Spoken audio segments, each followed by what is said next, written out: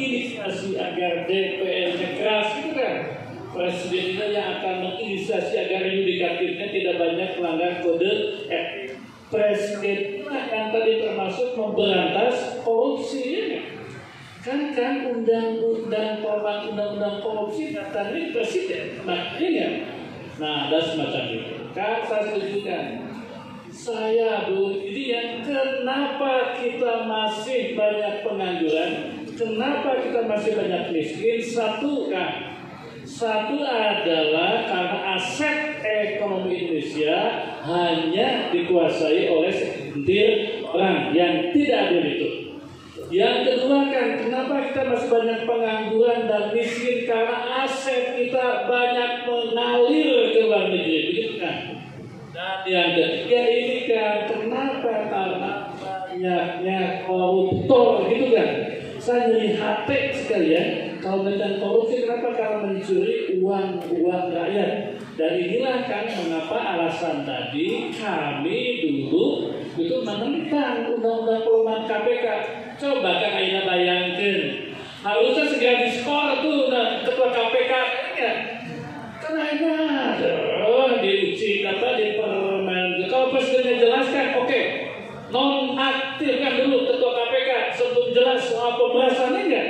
Kan lama diayunkan ya. Siapa yang mengambil keputusan? Harusnya presiden yang mengambil keputusan itu. Kita setujukan tahun depan kita harus rapikan. Dan itu jadi komitmen Pak Prabowo kan, saya kata bereskan korupsi itu kan. Termasukkan komitmen Pak Punten ya, karena abdi anak buahnya, saya paling banyak sekali mendengar pahamnya, satu bereskan korupsi. Mana kan partai-partai yang berani ya kan, beliau tahu bisa bereskan korupsi. Yang kedua kan, itu katanya supremasi hukum, ya enggak? Sekarang kan hukum itu hanya tajam kepada rakyat kecil, ya enggak? Kepada tidak. Itu adalah program-program hukum baik oleh legislatif terutama oleh presiden, maka hati-hati nanti dalam memilih presiden termasuk yang korupsi. Nah kan ini kan, jadi saya betul-betul banyak dibina oleh orang tua saya, semangat politik, semangat kebangsaan, bahwa ajaran tertinggi adalah Al-Quran, masukkan kepada Islam secara kafah itu betul-betul didikan syarikat Islam itu kan ya. Itu yang membentuk saya karena orang tua saya. Dan inilah yang membuat saya langkah tadi. Setelah sebelumnya 40 tahun saya di masyarakat, saya kemudian naik untuk kerja politik, untuk berperan lebih besar lagi, membuat undang-undang, kemudian membuat anggaran dan program dan mengawasi pemerintah. Nah, soal sekretariat kan dari Hikam Suprapan di Pak Kepuk Gerin, di Jalan Sancang juga saya lihat Pak Kepuk Gerin, di Jalan Dago juga Pak Rebut Gerin. Ada 2 peluang kan, satu di Dago Giri pakai tebing, ya kan ya. Nah satu lagi tadi saya bicara ke Pak Asep, ada yang wakaf di Jalan Sudirman gitu kan. Ya mudah-mudahan Sudirman nanti kita akan bicara dengan pengurus yang lain. Mungkin yang Jalan Sudirman siapa tahu bisa juga sebagian untuk kantor apa tadi? Opsi ya. Yang nanti akan saya bicarakan dengan pengurus mereka, walaupun dengan nama nanti nama kita. Ya, Pak Asep nanti kita survei ke Sudirman. Berikutnya program-program mahasiswa, ada PIP, ada KIP. Kan saya selain dengan Kemendikbud bermitra juga dengan Kemenpora. Ya, ada Dirjen Pemberdayaan Pemuda, ada Dirjen Pengembangan Pemuda. Di sana pun ada anggaran-anggaran program yang mungkin nanti bisa kita dorong, kita kerjasama. Kemudian selain PIP dan KIP itu ada juga beasiswa unggulan kan, ya. Tapi syaratnya ketat, akan penuhi dulu syarat-syarat kualitatifnya. Nah, perlu rekomendasi. Nah, rekomendasi DDP rada terak gitu kan ya, rada didangu begitu kan ya. Nah, mungkin nanti kami seperti yang sudah bisa membantu memberikan rekomendasinya. Nah, soal UKT ini agak panjang itunya perjuangannya, tapi bagiannya akan terus kami perjuangkan.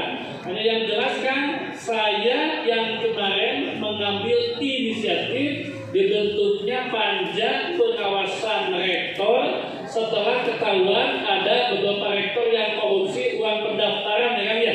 Itu antara langkah-langkah pengawasan semacam itu, kan ya?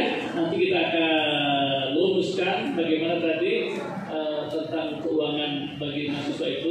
Halnya saya menginisiasi undang-undang kedokteran agar semua rakyat bisa masuk ke kedokteran. Jadi kan ya, satu di program pemuda, kedua program beasiswa unggulan, ya, dan dengan program KIP dan lain-lain yang bisa ditindaklanjuti. Akan apa? Ada ketiga? Akan itu kan ya? Mana ibu-ibu? Ya, langsung. Sesi terakhir ya. Mana ibu-ibu sebagai keluar dari mana? Biasa membantu studi, dan saya termasuk yang mendorong Bazda ya, itu memberikan alokasi untuk beasiswa, termasuk di Lazis dan Wikan. Ibu nanti sampaikan ke Lazis dan Wikan.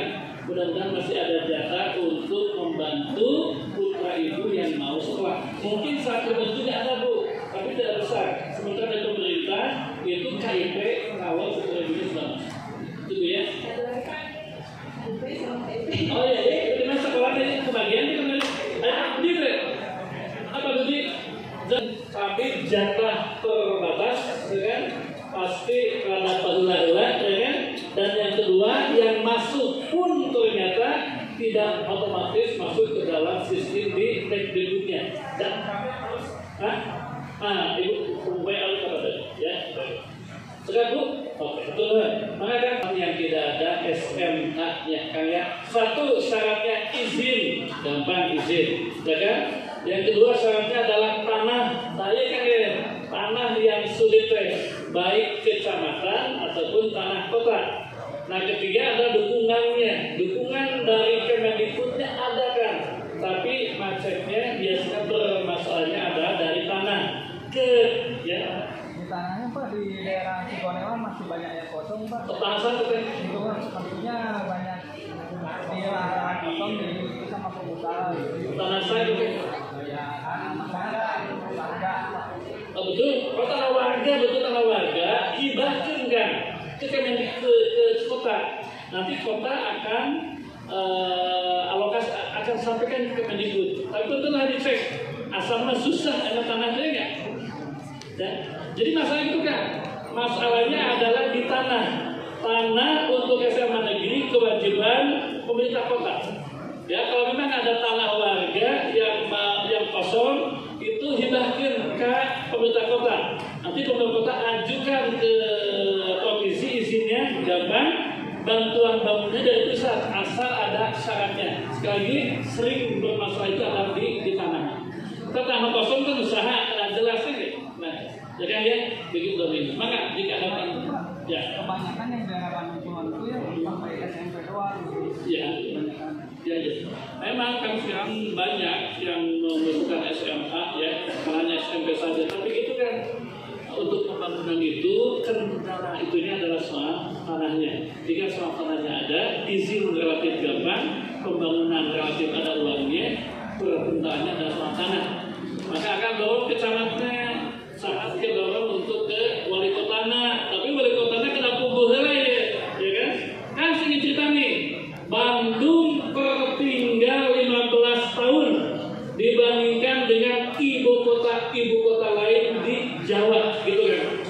Kita hanya punya nama baik, kota pendidikan, kota kreatif, kota seni, tapi kota-kota lain kan sekarang menyusul, gitu kan? Bahkan Bandung kasusul oleh kota-kota di luar Jawa. Kenapa? Karena kita belum ada wali kota yang kuat, kreatif, ya, sistematis dan bisa mengeksekusi. Maka sekali lagi, jangan lupa 2024 pilih wali kota, ambil wali kota yang bagus. Dan jika ada dari opsi gitu kan, jangan tabu ya nggak? Baru kita pikiran ya nggak? Harus kan dari opsi mulai pikirkan tidak salah. Opsi udah ada dong, Kak Asep jadi anggota DPRD kota, dipikiran, ya enggak? Katakan Asep nih sebagai calon, 1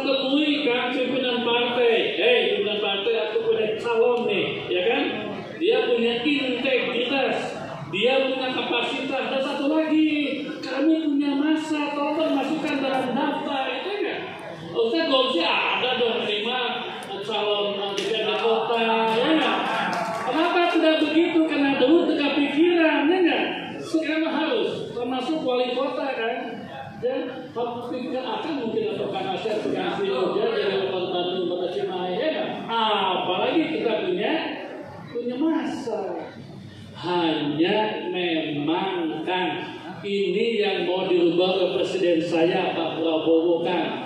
Diulang teh sudah salah kaprah demokrasi teh. Demokrasi langsung akibatnya mahal ya kan?